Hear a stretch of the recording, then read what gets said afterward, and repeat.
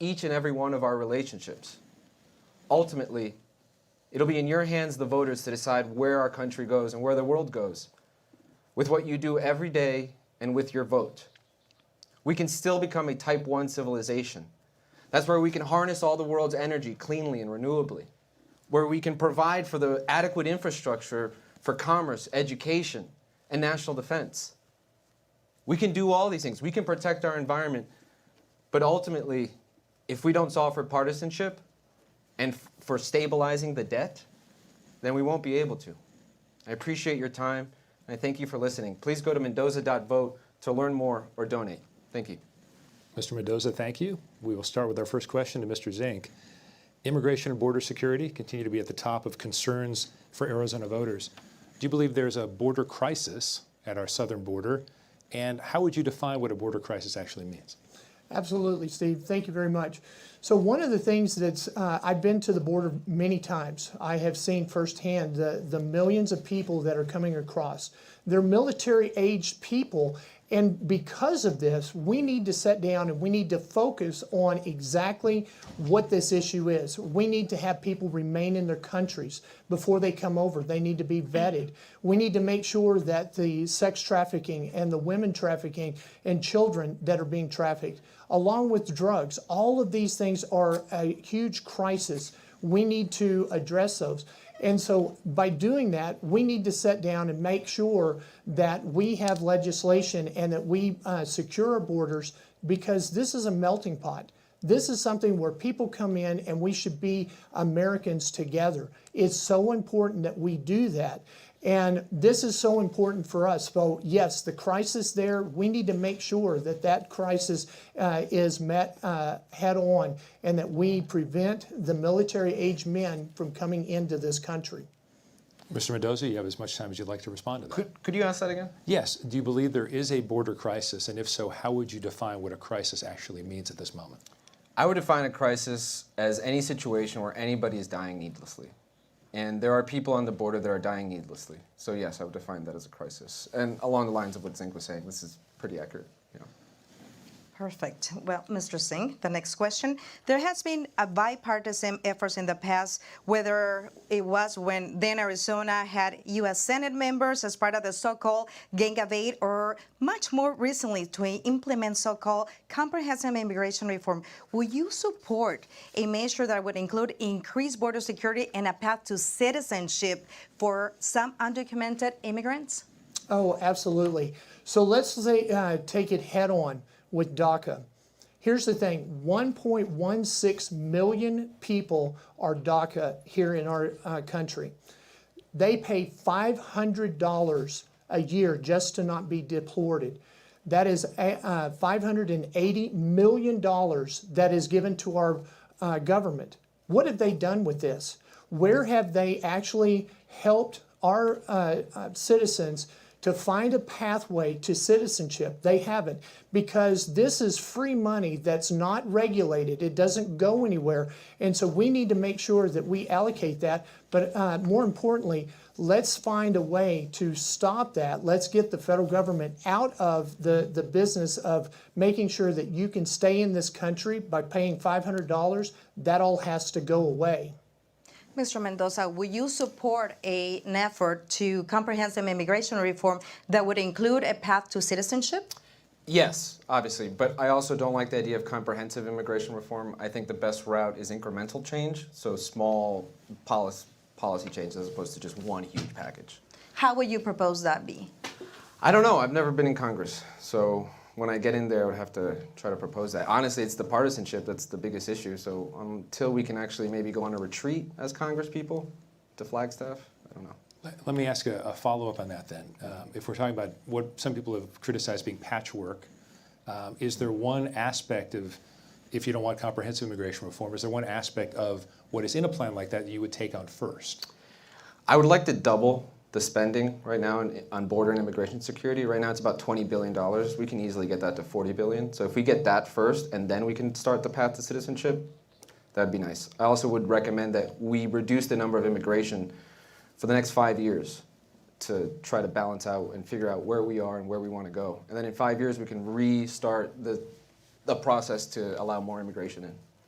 If I may go back to your answer, Mr. Zink, somehow do you propose also that offer of immigration reform, as you were saying, that the need for that because of the crisis on the border, but would they be a path to citizenship that you would offer in that solution? One of the things is it's really important that we need to understand. My opponent just said he didn't know, and he didn't have an understanding as to what was going on, and he's going to go to Washington, D.C. That's too late.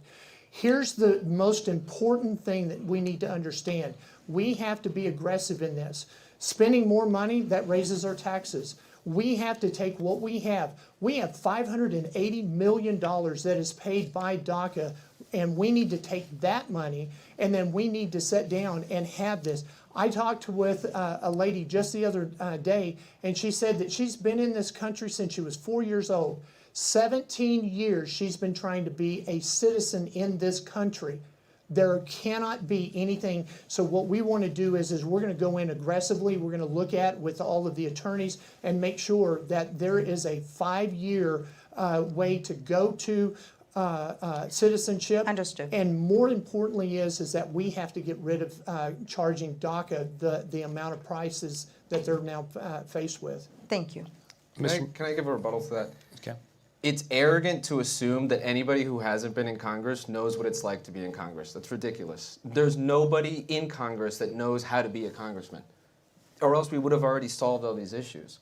You can't possibly assume that you know all the answers on how to solve these issues. We don't know, or else these issues would have been solved. So, yeah. Well, let me ask the experience question then. Neither one of you have been in Congress, so maybe this could have been an opening statement. So, Mr. Zink, specifically, what's a minute or so answer on why your experience, just as a citizen, would be better to have you in Congress? Absolutely. So I've been to Washington, D.C. I've worked with Andy Biggs and Paul Gosar and Debbie Lesko. We have talked extensively about what are some of the problems here in Arizona. I've been there in their offices, and I've talked with them directly and trying to solve these issues that are very real and very real to the Hispanic people. They're wanting, this is the greatest country in the world. They're coming here in droves because they want the American dream. And yet we are preventing them from having that. We need to sit down and look at this. So yes, you can go there and not have the experience, but you also need to understand what is important to the people and how they're getting to become citizens. Mr. Mendoza, do you want the experience answer? Sure. As far as what you've lived and what you think, yeah. I'm just a regular guy that lives the regular life, but my academic background has been in political science and human rights. And I'd like to ask anybody if they can even define a human right. Like, not to call anybody out, but I bet you none of us here can even define that, right? Like, it's important that we understand that a human right is a claim by someone on someone for something essential to human dignity. And there's nobody else on stage that understands the technical theory better than me. Well, we definitely can agree that there's a crisis and it's very complex, the situation in the border. But we also cannot ignore that the #1 commerce partner that we have is Mexico. That border feeds family at both sides of the border, both countries. So if there was a way that you would propose to have a functioning border that would take account immigration, but also commerce, what would that be like? And we'll start with you, Mr. Mendoza. Yeah, we do trade a lot with Mexico, and we've always wanted to have a trilateral agreement between Mexico, Canada, and the United States. I personally don't agree with that necessarily. I think we do need to bring back our manufacturing into the United States. Trade with Mexico is essential, but like, take for example, blueberries and avocados. In Mexico, they're burning down avocado farms and blueberry farms because the cartels own them. So whenever I buy a blueberry in the United States, I only buy American-grown blueberries. Because when you buy a blueberry from Mexico, it will come with it's blood. It's like a blood diamond, but it's a blood blueberry. Does that make sense? Avocados also. Mr. Zink?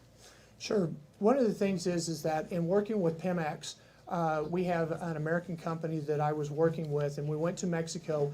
And what it does is it caps the flaring in Mexico with the drilling that takes place. What we need to do is we need to make sure that the jobs both in Mexico and in the United States, that we work together. That is something that we can do.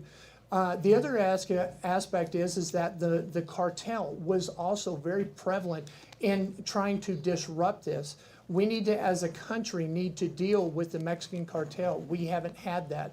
And so this is something that I also want to address and make sure that we get the right people in place so that we can handle the Mexican cartel. Okay. Gentlemen, let's move on to the general question of the economy. Mr. Mendoza, we'll start with you. Inflation has cooled from its highest levels, but is still affecting families across this district and across the country. What steps would you take as a member of Congress to try to make life more affordable for your constituents? The economy question, I have like 20 points under it in my notes because it's such a complicated subject, right? We have the Federal Reserve, they control the interest rates. Interest rates have been low for the last 10 years. And right now, what we're probably going to be facing is likely stagflation. I don't know if you've seen Jamie Dimon's presentation where he talks about his predictions for the economy, and it's not bright. Things are going to keep getting worse. The Federal Reserve started raising interest rates 8 quarters ago. Usually, you don't start to see the ramifications from those increased interest rates until 10 quarters. And it happens that it can go to 16 quarters. So we have about 2 to 8 more quarters before we're going to enter a recession. And it probably won't be the regular kind of recession. It's going to be a deflationary recession or a stagflation. So this means we're going to continue to have high interest rates and unemployment is going to keep going up. The only way that we can stop that is by increasing revenue and decreasing spending. But it has to focus on stabilizing the debt because the debt and the interest payment on that debt is cutting into our ability as a country to invest. Mr. Zink, your reply. One of the things that we need to start addressing is this. We have to stop printing money. That's the number one thing that creates all of the inflation that we have. Also, we need to start putting back drilling in our country. See, the thing is that if you go back 6 years ago, pre-pandemic, we paid $1.89 a gallon. Today I paid $60 today to fill up my gas tank.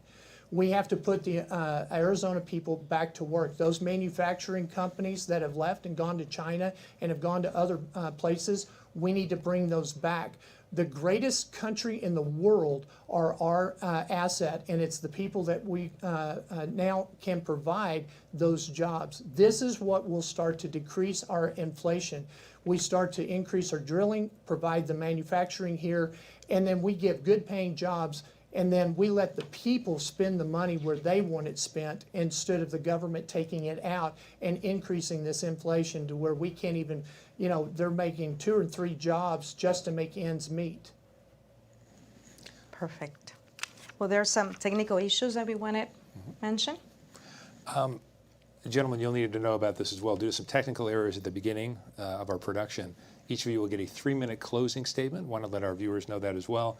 So we will add on to the closing statement you'll each get as we move on. That way we can prepare. Well, following up with more questions, do you believe somehow, and this question is from Mr. Mendoza, we'll start with you, do you believe that the action led to the SHIP Act and the Inflation Reduction Act has led to the increased prosperity here in Arizona and also diversified the economy here in our state? No, I don't think it has. Just from my personal experience, I can barely afford eggs. Like, I like to buy Happy Eggs, so I don't like to buy the cheapest eggs, and those are $12 for 8. Like, nothing has gone down. And inflation isn't going to come down. The Federal Reserve is keeping interest rates high so that inflation stays high so that we can cut employment. That's the Federal Reserve's goal with their inflation, is to reduce employment. So until employment goes down, inflation is going to keep going up. And isn't that messed up? Now, if I may follow up on that, respond also, Mr. Mendoza, for the common family out there trying to make meets end, that they are probably not into the Happy Eggs. Do you believe there has been a change here with the economy? No. My family doesn't buy Happy Eggs, and they have been complaining significantly about the increase in costs. And costs are going to keep going up. Nothing that Congress has done is going to change that. Your response now, Mr. Zink. Absolutely. There is a way to respond, and that is that we have to now stop the inflation. I lived through the 70s when Jimmy Carter, and we had some of the highest inflation rates. We now have higher inflation rates. What was it that Ronald Reagan did? Was he put the people back to work. He then invested in military. We started doing the things of taking the greatest country in the world and putting it to work, and it started reducing inflation. We started giving money back into the pockets of the individuals. This is what needs to happen now. And only through giving good paying jobs will we be able to do that. And that way that one person can have one job instead of having two jobs like Ernie and Donia, where they both work two jobs just to make ends meet, just to send their children to a school so that they can be educated the way that they're supposed to instead of being indoctrinated. I actually have two quick follow-up questions, one for each of you based on the answers you just gave. Mr. Mendoza, the Federal Reserve is saying that it is actually keeping interest rates high in order to keep inflation low or to bring it down. Right, so you're saying that that's just a message in the media, that that's actually not what they're doing? No, actually, I might have misspoke. Okay. Yeah, that's what they bring inflation down, but then unemployment goes up. Okay. And we're likely going to hit a stagflation point where inflation will stay high and unemployment high, and we won't be able to do anything at that point. Okay, The Federal thanks. Reserve will. Thanks for clarifying that. And follow-up, Mr. Zink, when it comes to, there are a lot of folks who are saying that the perception is that inflation remains high because we go to the grocery store, we go to the gas pumps, and inflation is still high in those places, much higher prices than we're used to seeing. But we're also seeing other things calm down. Are you saying that inflation is not coming down because those two things that most people see every day are not coming down, or are you seeing that as a broader base of inflation? Well, one of the things is that anybody who has gone to the gas pump and paid, like I did today, $60 just to fill up my gas tank, that is translated to the people who then bring your food to your grocery store. Then they transfer that cost into the groceries. We need to sit down and start putting manufacturing, start doing our drilling, start having increased oil and gas so that we can start lowering the gas prices that will then cause the effect. Is it going to happen overnight? No, it doesn't, but that's a great place to start, and we already have a track record from a president that actually turned our country around in the 80s. The economy definitely impacts directly housing, and anywhere you drive or you travel here in our state, you see building and construction of new homes. Unfortunately, many of the households or families here cannot afford a new house, right? So with that said, housing affordability is a significant problem in the district that you are trying to represent, the state of Arizona and many parts of the country. What actions do you believe needs to be taken to make housing more accessible and more affordable for the common family? Mr. Mendoza. I've been trying to buy a house for about 3 years, and I haven't been able to. 3 years ago, I got outbid on the house that I wanted. In the next 2 years, I just kept trying to find something, and there's pretty much low supply here in Arizona, and the interest rates were too high, and I couldn't afford the payments on a house that I used to be able to afford. Over time, interest rates went up. I could no longer afford them. So right now, 11% of FHA borrowers are delinquent. And unfortunately, I hate to say this, but over the next 20 to 40 years, the housing supply will go up as our population changes. So in 40 years, we're probably going to have a lot more houses than we need right now. Right now, we are extremely low on housing. And what I would like most, and I know it's not the most popular topic, but I would like down payment assistance. Down payment assistance seems to be the one thing that keeps so many people back, including myself. Because every time I save up a down payment, what happens? My dog has tears her ACL, and I have to pay $6,000 on that surgery. I have the income to pay for the house, but I can never save up for the down payment because something always comes up.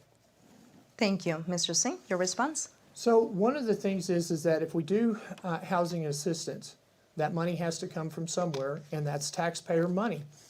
We increase our taxes in order to do this. This is almost the same idea of having America pay for college students' loans. This is not this is not something that we need to do. What we need to do is address the issue head on, which is we need to take on BlackRock. We need to take on the people that are actually buying up the homes, and they're buying them at the premium price, which then skyrockets those prices in areas so that people like David can't afford a down payment or a home.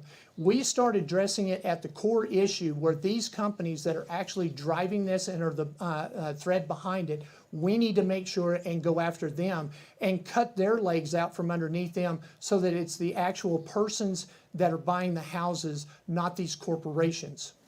Can I give a rebuttal to that?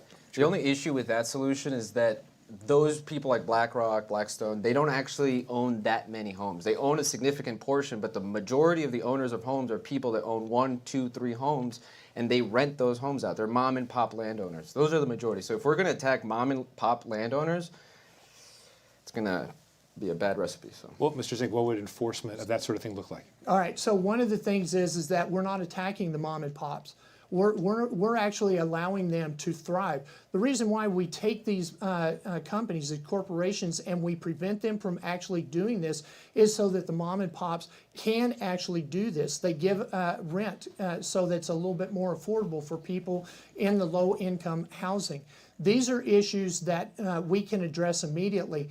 But the thing is that these corporations are buying millions of dollars and millions of homes across the United States and driving the prices up so it's not affordable for the average person like you and I. And I agree, but attacking just Blackstone and BlackRock, that's not going to solve it.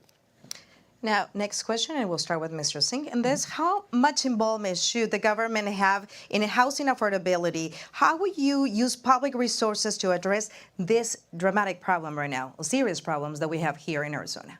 Absolutely. So with all of the real estate people that I work with across the state, and what they're telling me is that what we need to do is we need to make sure and go into the low income housing and we start fixing them up. We have programs that will actually do this, but we can do this privately and not federal spending or state spending. We don't use other people's tax monies, but we have investors that will actually invest in incorporating the people, and we can put them to work in restoring the homes. Then we can actually do things like veterans tunnel the towers, where they're actually using private funds, they're restoring houses, and they're turning them into things that veterans can come in at no cost whatsoever to them, and it helps them out. We have to look for that more than having federal funding and federal government come into play. Thank you, Mr. Zink. And Mr. Mendoza? Yeah, besides the idea of helping veterans when they need housing, because they deserve that. They serve the country. They deserve that.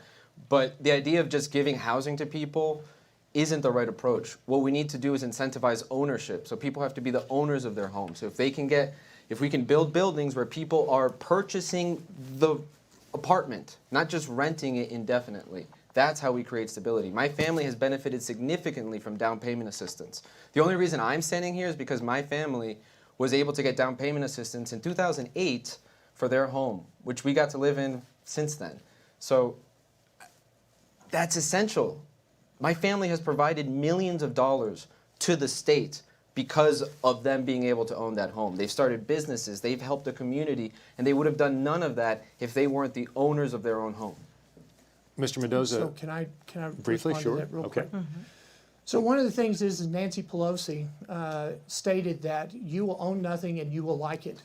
The thing is that what we have to do now is we have to sit down, and the way that we control people is through property. And by taking property away, we have to be able to get affordable housing. And the way that we do this is that we do go after the major incorporation cancer that is on our country, that is buying up these homes and pricing them completely out of the price of the average person. That's what's important. That segues into our next question. What efforts have you either heard about or witnessed? We know homelessness has been a major issue in this district, but across the country as well. Some would attribute that to affordability. There are other factors as well. Have you heard of any ideas? Have you seen any ideas in action that you would like this district, the state, the country to take to help homeless individuals?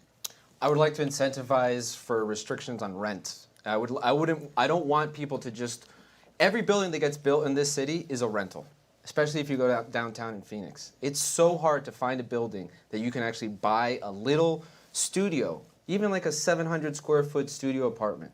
It's so difficult. And the only places that have that kind of affordability have a $900 HOA fee. So I can't even afford to live there. So if we get out of the rental market and we start incentivizing businesses to sell these buildings, sell the apartments, that's how we can fix a lot of this. And also, we have so many buildings that aren't being used. 30% of our downtown apartment buildings, and I know that's one idea that's been floated around, taking the old commercial buildings and turning them into apartments. I think that'd be cool too, but they have to be owner-occupied apartments, not rentals. Mr. Zink, before you reply, though, there is this acronym many of us know of, NIMBY, not in my backyard. Right. And those ideas sound great until they go into neighborhoods. We've heard, obviously not this district, we've heard folks in Scottsdale were concerned, wait a second, there's an unused hotel, you're putting homeless people there? Not in my backyard. So how would you deal with communities and neighborhoods who don't want that? Well, thankfully, we're not in Scottsdale, and you can't just put a homeless person in a room. They're going to shoot up drugs. Like, we have a serious drug and mental health issue, so it has to be a comprehensive approach if you're going to try to house somebody like that. Yeah, so it's kind of apples and oranges.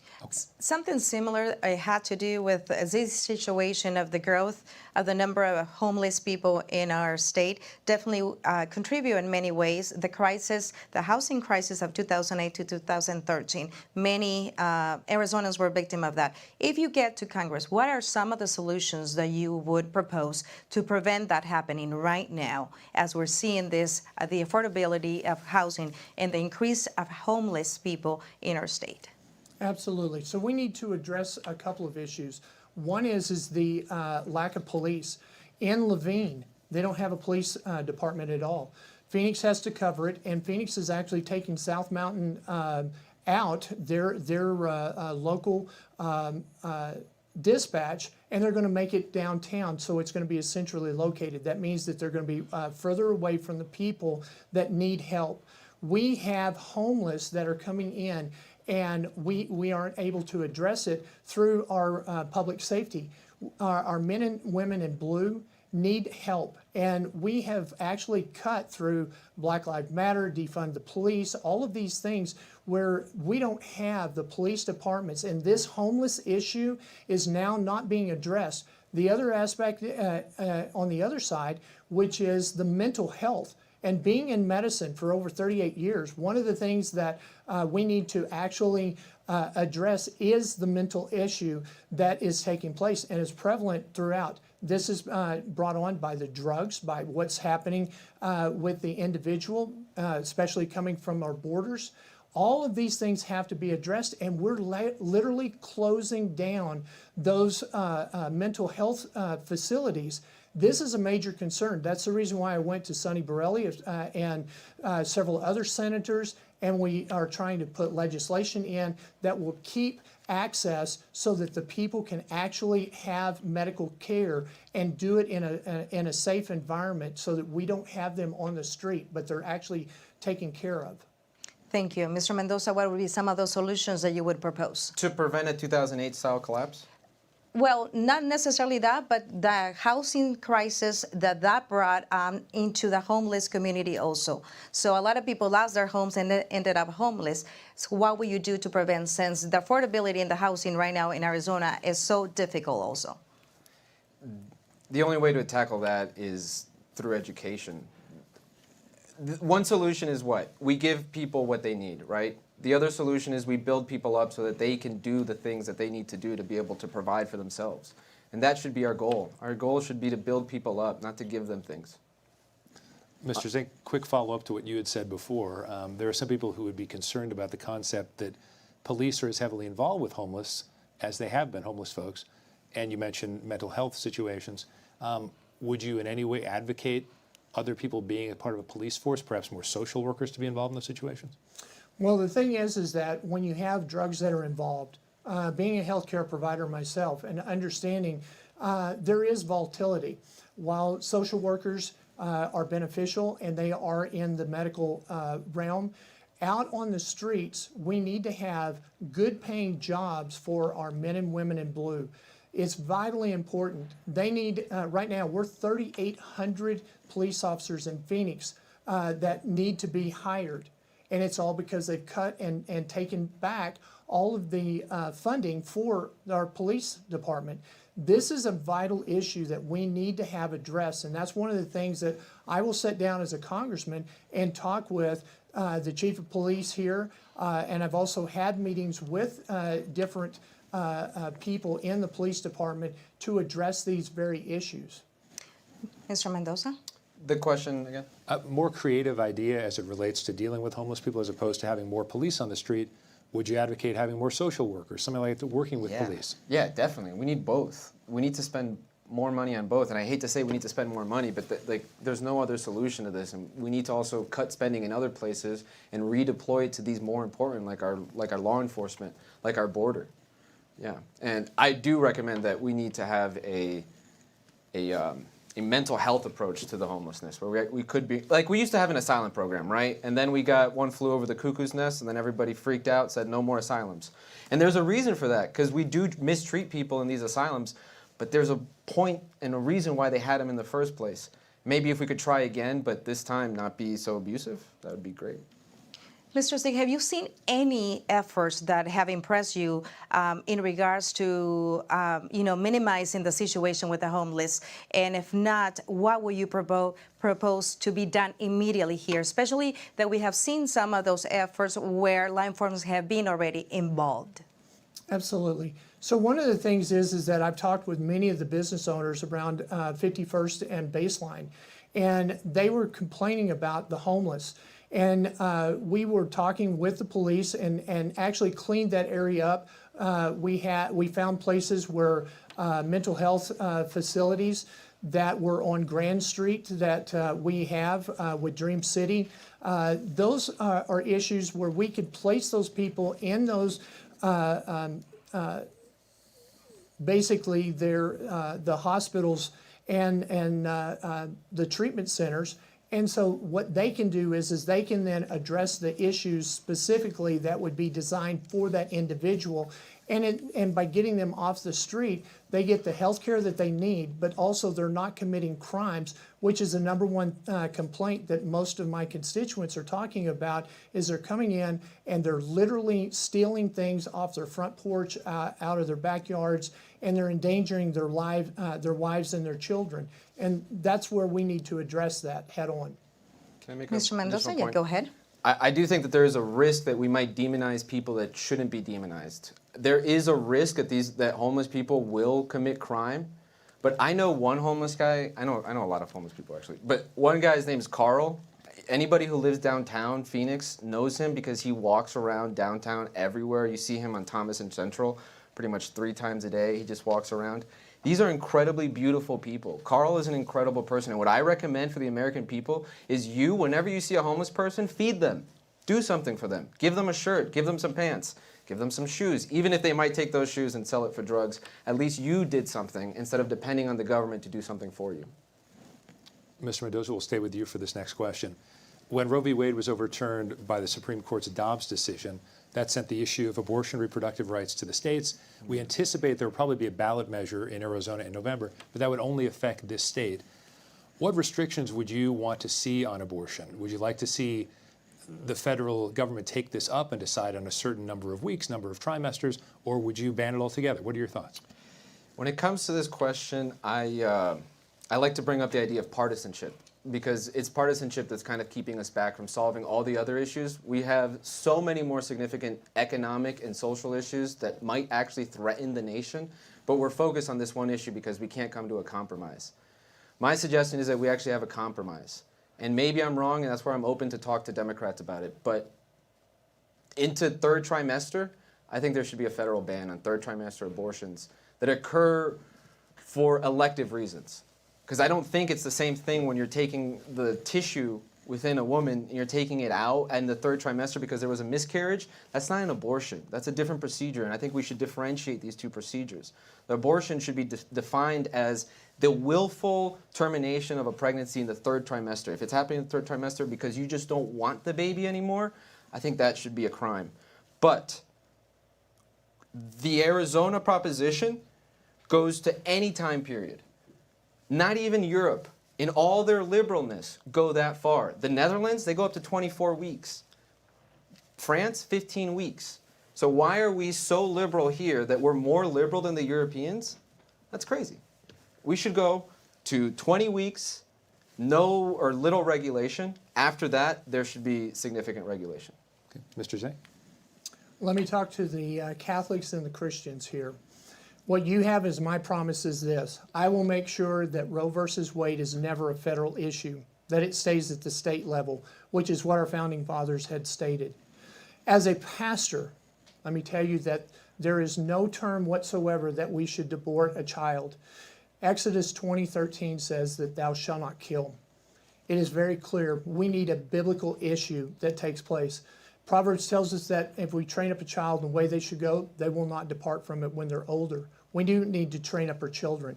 We need to make men that will take responsibility. We need to have women there. God made us male and female. The fact that we have any crime whatsoever, federal or state, show me the statute where the innocent pays with their life for a crime, but abortion does. I, as a pastor, will never ever state that abortion is okay. As a congressman, I'll make sure that it stays in the state. That you have my assurance. Mr. Mendoza, is there any personal experience with abortion that you would be willing to share with the voters that are listening and watching right now? Yeah, I can. When I was 19, 20 years old, I was with a partner, and I thought that she might have been pregnant. We both did, and we decided that we were going to go through with an abortion. And the reason was because I was afraid. We both were afraid. We didn't have the means to take care of a baby, and we also didn't believe that the future was going to be bright enough for us to be able to raise that baby. Thankfully, thank God, she was not pregnant, so we didn't have to go through with that. But that idea of having gone through with that does weigh on me every single day, and I do think about that often. I actually have to think about that I probably could have had that baby. That if she was pregnant, I would have been able to be a good father. I would have pulled out everything that I needed to do to provide for that family. But it's now that I realize that, right? So we have so many young people that are afraid to become parents. And I hope that we can actually do something to make them less afraid and give them the faith that they actually will be good parents. And that's how we can fix abortion. It doesn't get fixed in the after. You fix it before it even happens with good sexual education, with providing STD clinics and testing services and reproductive health services like provide, I don't know if I can say this, but giving out condoms, like that kind of thing. That is how we prevent, by giving education, by giving people the belief that they will come out ahead in life. That's how we prevent abortion. Mr. Zink, do you have a personal experience with abortion that you would be willing to share with the voters that are listening and watching right now? Absolutely. So one of the things is that between my daughter and my son, my wife had gotten pregnant. She had an ectopic pregnancy. She had to have a DNC because it was not a viable pregnancy that she could take to term. It would have actually caused her harm. And so one of the things is that we had to go through that, but we also had to understand that the DNC is not an abortion. The thing is that inside the womb, the protection, the fetus itself, which, by the way, in Latin means little child. So when they say fetus, they're saying little child, and we need to be able to take care of that child. It's a body in itself, and if it's my body, my choice, then the child also needs to have a choice as well. And the thing is that God gives us these children, and we need to be able to protect them. They're a separate entity. They have a constitutional right to life, liberty, and the pursuit of happiness. How happy are they? And here's the other thing. Margaret Sanger in 1920 said that we need to take the deformities out. Where are the Planned Parenthood? Where is it that they show up? They show up in the black and brown populations. They're not in Scottsdale. They're in South Mountain, where I'm trying to represent. We need to sit down and we need to address this head on and make sure that our children are protected and that we allow them to have life, liberty, and the pursuit of happiness. Yeah, before anybody thinks that I'm pro-abortion, I want to tell a story that happened to me when I was in high school. I was in a biology class, and our teacher divided us into two groups, one pro-abortion, one anti-abortion. I was put on the anti-abortion side or the pro-choice side.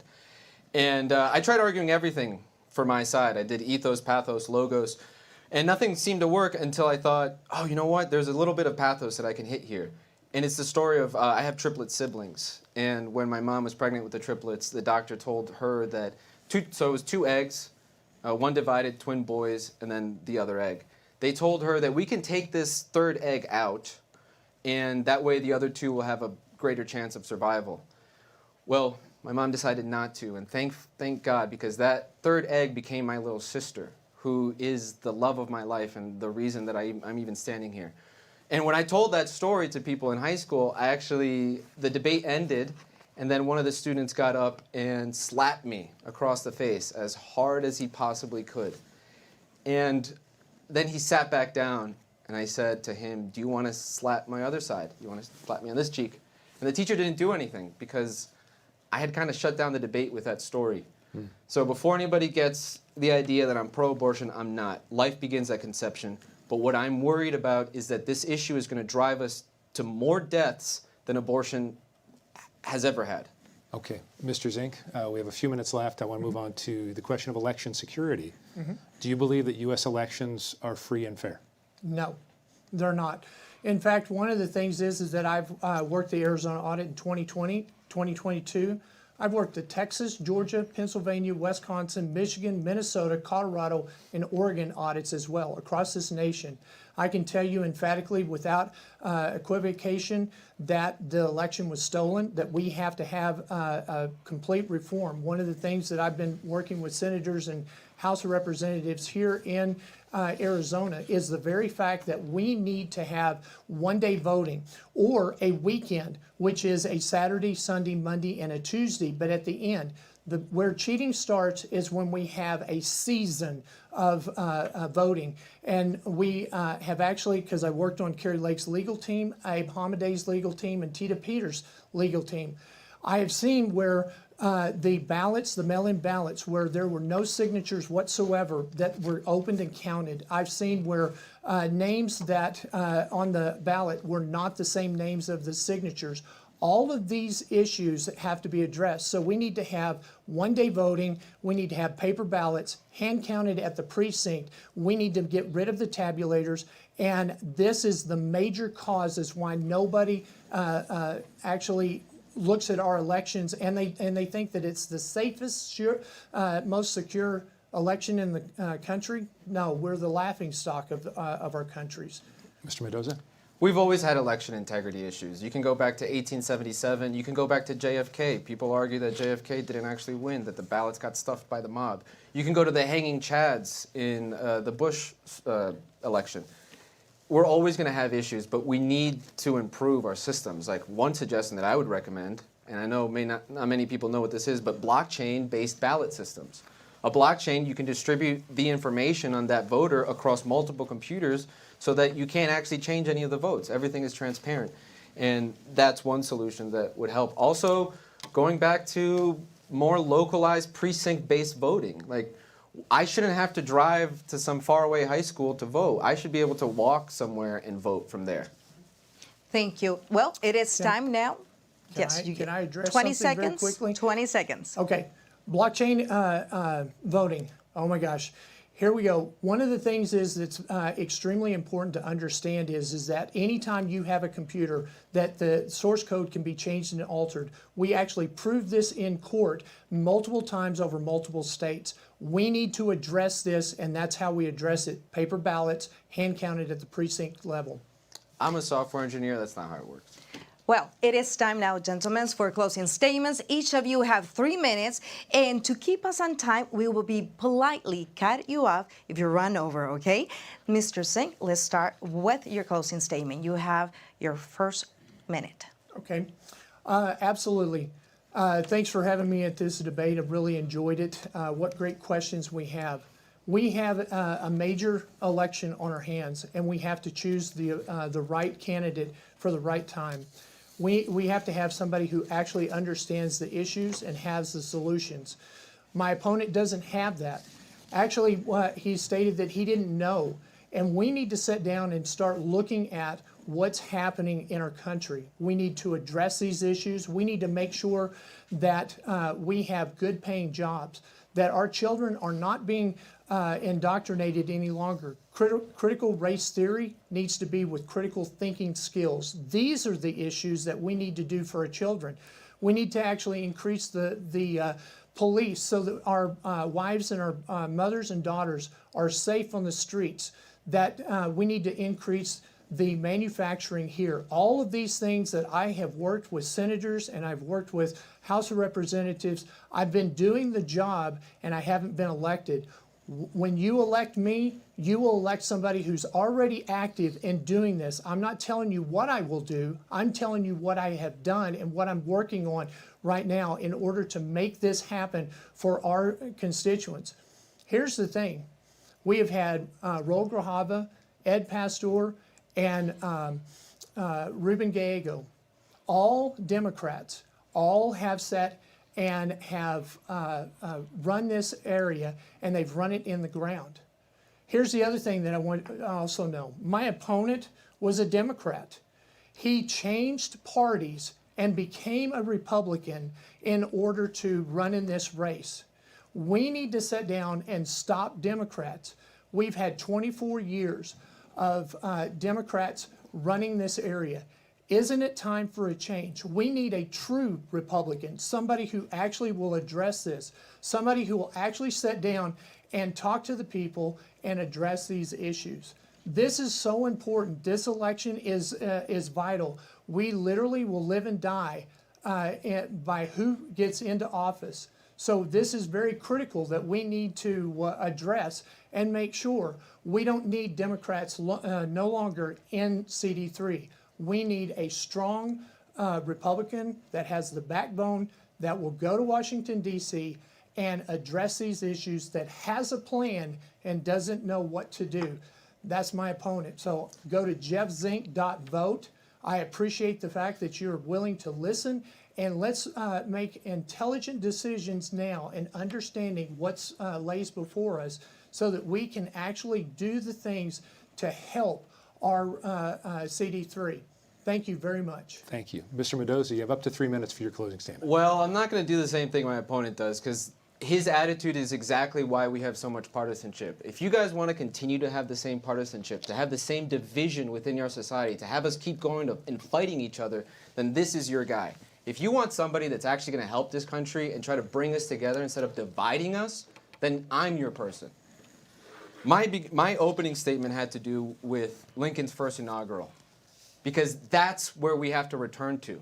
We don't have to return to anywhere else. And he wants to say that I'm a Democrat. You know what? This is actually the only district that will actually help me. And second of all, I helped this guy for 80 hours the first time he tried running for office. Do you think a Democrat could stand being with this guy for 80 hours? I'm not a Democrat, all right? I am nonpartisan. I'm running on the Republican Party because this is the party that has the ability to solve issues in our country. With that said, I would like to thank you all for joining me and listening to me. And you, the audience, you guys be smart. You guys know better than anybody else here what the issues are with our country. And if you want somebody like him, if you want somebody bipartisan, then that's me. If you want somebody who's going to divide this country further, that's him. Thank you. Thank you, Mr. Mendoza. Mr. Zink, recent polling information here in Arizona, get it to the community today, show that Trump is leading in the favor of the voters, and it's because Biden is losing the support of the voters. If Trump wins Arizona, how would that impact your race? Oh, absolutely. It's going to make it completely viable. The reason why is that we already know. You go back to Trump's term, $1.89 gas. We had less than $1 with eggs. And the thing is that we sit down and we look at this and we go, gosh, don't we wish we had that? Biden's economics has literally decimated what any income that people have today. For Donald J. Trump being my president, see, my opponent said that he didn't win in the last election. And I've gone all over the country and said that, and seen firsthand, yes, it did.